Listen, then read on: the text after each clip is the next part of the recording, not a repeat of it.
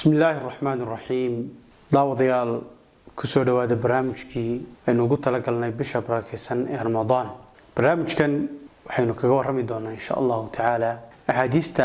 xiriirka la leh soomka iyo bisha Ramadan taasoo aynu isleenahay insha Allah taala maalin kasta waxaad qaadataan hal xadiis oo ka warramaya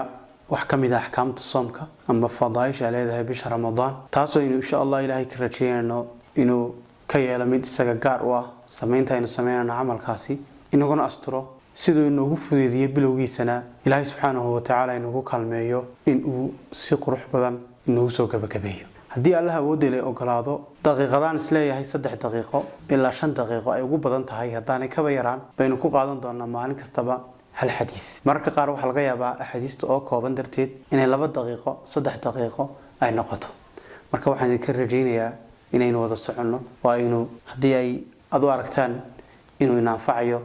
aad inala faafisaan si uu dad badan u gaaro bisha qiimaha badan leh waxayna jidkeenna ugu soo jira barnaamijyo kale laakiin kana waa mid kamid ah barnaamijyadaas aynu ugu talagalnay bisha Ramadan barnaamijka magaciisa waxaan ku wadnaa insha Allah taala inuu noqdo Ramadan iyo ahadiista soomka bal waxaad ka soo tala bixisaan maadaama hadda si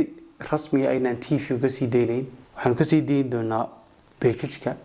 YouTube-ka iyo Facebook-ka oo in linkiyadana ku faafin doono baraha kale ee la halmaala waqtiga jecesha inaynu faafino ama aynu soo dhigno galin hore ma galin dambe ma habeen faalada nagula wadaag insha Allah taala aad iyo aad mahadsantiin